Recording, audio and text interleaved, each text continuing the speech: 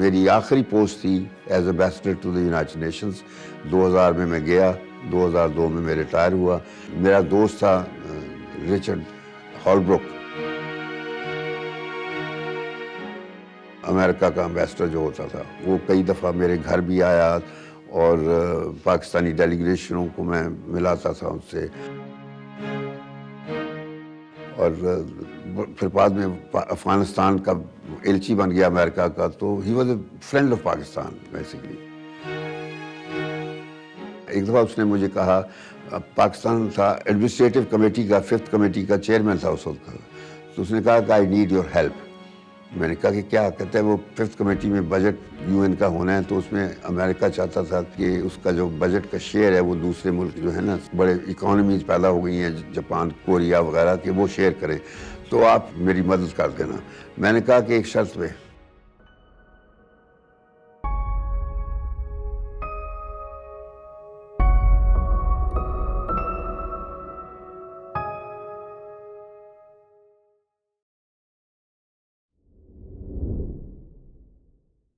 میں نے کہا کہ میرا الیکشن ہو رہا ہے سیکیورٹی کونسل پاکستان کا, اور مجھے میرے سارے جغرافیکل گروپس کی سپورٹ مل گئی ہے اور وہ ووٹ کریں گے, تو مجھے یورپین گروپ کی سپورٹ دو. کہتا ہے ڈن.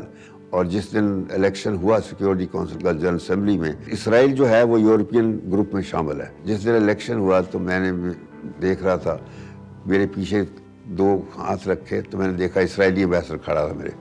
تو مجھے کہتا ہے, ambassador I just came to tell you that I voted for you. تو وہ رچرڈ ہالبروک نے سارا گروپ کا جو ووٹ تھا ہمیں ملا, اس میں اسرائیل کا ووٹ بھی ہمیں شامل تھا. تو مقصد یہ ہے کہ ڈپلومیسی میں یہ چلتا ہے, اسرائیل وغیرہ کے ساتھ بھی تعلقات, بات چیت ہوتی رہتی ہے. پھر میں ایز ایمبیسڈر میں مشرف کو ہوانہ لے کے گیا تھا, وہاں G77 کی میٹنگ تھی, گروپ آف 77 ان چائنا.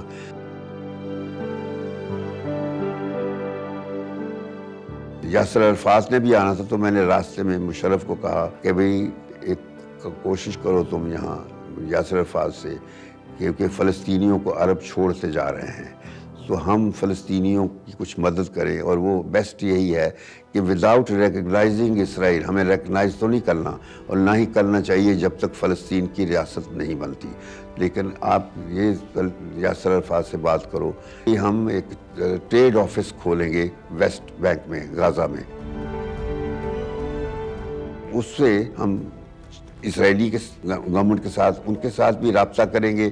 لیکن جب یہ بات ہوئی تو یاسر عرفات نے بچوں کی طرح رونا شروع کر دیا. اس نے سوچا کہ یہ پھر اسرائیل سے مل جائے تو تعلقات ہو جائیں گے, اپنے تعلقات بنا لیں گے. تو اس نے کہا مجھے عرب سارے نے چھوڑ دیا ہے, میں اکیلا رہ گیا ہوں, اگر پاکستان نے چھوڑ دیا تو پھر خیر بات وہی ختم ہو گئی. تو مشرف نے کچھ اسرائیل کے ساتھ رابطے رکھے بعد میں, which could not continue obviously, کیونکہ اسرائیل کے اپنی پلانز ہیں, وہ پاکستان کو نیچا دکھا کے لے گا. اور وہ اٹ از ناؤ مینیجنگ جس طریقے سے وہ کر رہا ہے. آج کل ٹرمپ آ گیا ہے, ٹرمپ نے جیروسلم کو اسرائیل کا دارالخلافہ بھی ایکسیپٹ کر لیا ہے. تو اب تو اسرائیل کی پوزیشن ٹاپ پہ جا رہی ہے, اور عرب جو ہیں وہ بکری ہیں بنے ہوئے.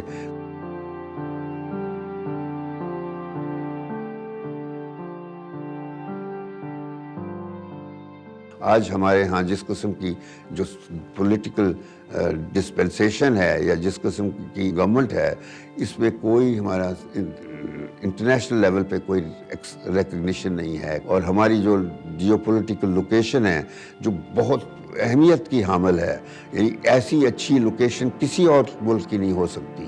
انڈیا ہم سے زیادہ آئسولیٹڈ ملک ہے, کیونکہ ایک طرف پہاڑ ہیں, دوسری طرف چائنا ہے, تیسری طرف سمندر ہے, چوتھی طرف ہم ہیں.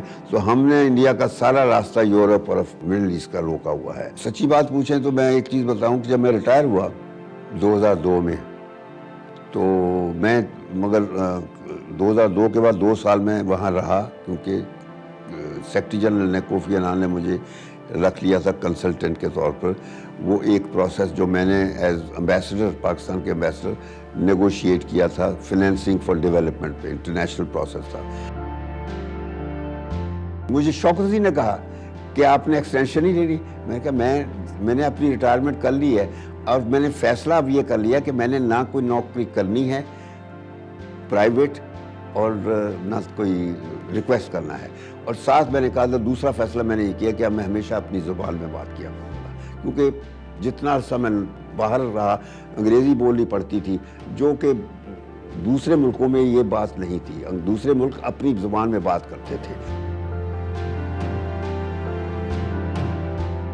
جو کہ بہت اچھی بات لگتی تھی ہمیں. حالانکہ وہ انگریزی بول سکتے تھے, لیکن بات یہ تھی وہ اپنی زبان پہ جب سرکاری طور پر بات کر, لیکن ہم سرکاری طور پر صرف وہی بات کر سکتے ہیں, اردو میں کوئی بات ان کو سمجھ نہیں آ سکتی تھی. تو مقصد تھا, میں نے یہ 2 فیصلے کیے تھے کہ میں نے اب کوئی نوکری نہیں کرنی, ٹھیک ہے جی, نہ سرکاری نہ پرائیویٹ. اور بہت مجھے آتے ہی گورنر تھا خالد مقبول, جو میں جب وہاں تھا واشنگٹن تو وہ ملٹری اٹیچی تھا, تو اس نے مجھے آتے کہا کہ جی آپ ایک south Asia centre Punjab university میں نیا بنایا, آپ رن کریں. میں نے کہا میں اپنی جاب نہیں کروں گا, میں نے فیصلہ کر لیا ہے. تو کہتا ہے جی کچھ یونیورسٹی کا, تو میں نے کہا اچھا میں آنرری کام کر دوں گا, وہ صرف ایک ڈپلومیسی پر کورس اسٹیبلش کر دوں گا. وہ پھر میں نے کیا 6 مہینے کام کر کے, اور وہ میں جس دن وہ پورے ہو گئے چھوڑ دیا, اور وہ آنرری طور پر صرف بات کرتا تھا. بالکل. تو مقصد میرا کہنے کا کہ آپ اصولوں پر عمل کریں گے, قانون پر عمل کریں گے, تو سوال ہی پیدا نہیں ہوتا کہ یہ سب چیزیں پیدا ہو. یہ جب سے یہ ایکسٹینشن کا سلسلہ پیدا ہوا ہے, اور یہ کیانی سے پیدا ہوا ہے.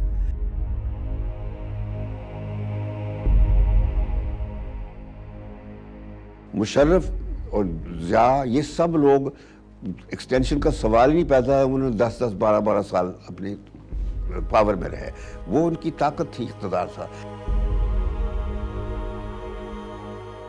لیکن یہ لوگ ایکسٹینشنیں لے کے اور پھر ان کے ساتھ مل کے غلط کام کرنا, یہ اس سے بڑھ کے میں کہتا ہوں بدتیارتی اور کوئی نہیں ہو سکتی. کہ آپ صرف ایکسٹینشن لینے کی خاطر اول تو پہلے تو غلط اپوائنٹمنٹ کروائی, پھر آپ ایکسٹینشن لیتے ہیں.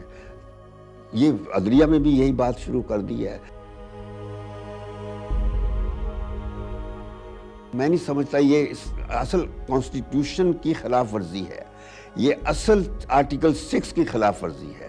یہ جس طرح چیف الیکشن کمیشنر جس طرح کی باتیں کرتا ہے, جس طرح کی جج باتیں کرتے ہیں, جس طرح کی اور لوگ باتیں کرتے ہیں. اب یہ چیف جسٹس قاضی چلا گیا, اس نے فلیٹ لیے, یہ کر لیا. سیاستدان پیسے دیتے تھے, اور یہ پیسے دیکھ لیجئے, ایک آرمی چیف کو گاڑی بھجوائی تھی جو کہ اس نے ان کے منہ پہ ماری تھی شریفوں کی, because he didn't like it. تو مقصد ہے بندے ہوتے ہیں جو یہ چیزیں نہیں پسند کرتے, یہ غلط چیزیں, یہ سیاستدان پیدا کرتے ہیں یہ سب چیزیں. اور انہوں نے یہ سارا سلسلہ فوج میں بھی جو اگر ہے نا, فوج کو وکٹم بنانے والے بھی یہی ہیں. انہوں نے فوج کو ستیہ ناش کر دیا ہے. فوج نہیں ستیہ ناش, یہ اوپر جو چند لوگ ان کے ساتھ ان کی سوچ والے بندے ہیں, اس کی وجہ سے یہ سارا سلسلہ خراب ہوتا ہے.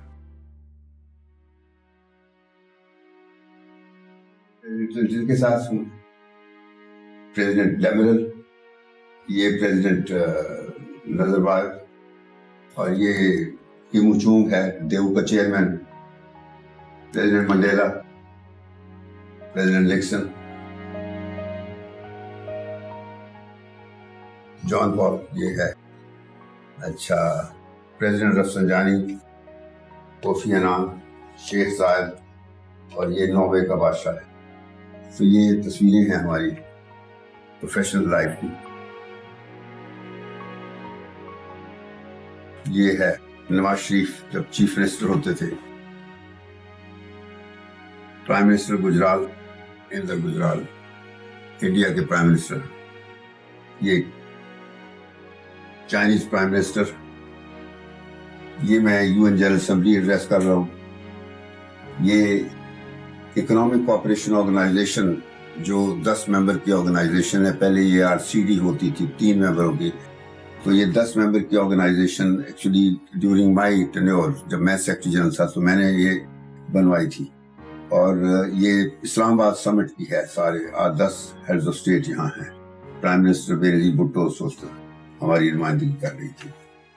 اور یہ لاہور کی جو سمٹ ہوئی تھی انڈیا پرائم منسٹر واجپئی جب آئے تھے تو یہ پرائم منسٹر ہیں، واجپئی کے ساتھ ہیں اور میں ان کے ساتھ کھڑا ہوں، یہ کوفی عنان کے ساتھ، اور بس یہ تصویریں ہیں۔ آج ہم اپنی آزادی کے 75 سال مکمل کر چکے ہیں۔ ہم نے کیا کھویا، کیا پایا، یہ لمحہ فکریہ ہے۔ کیا اپنا سراغ خود نہیں پاؤ گے؟ کیا پھر کوئی اجنبی بلا لاؤ گے؟ یہ راہ تو اسی موڑ پہ مڑ جائے گی۔ اے اہل وطن، کہو کہاں جاؤ گے؟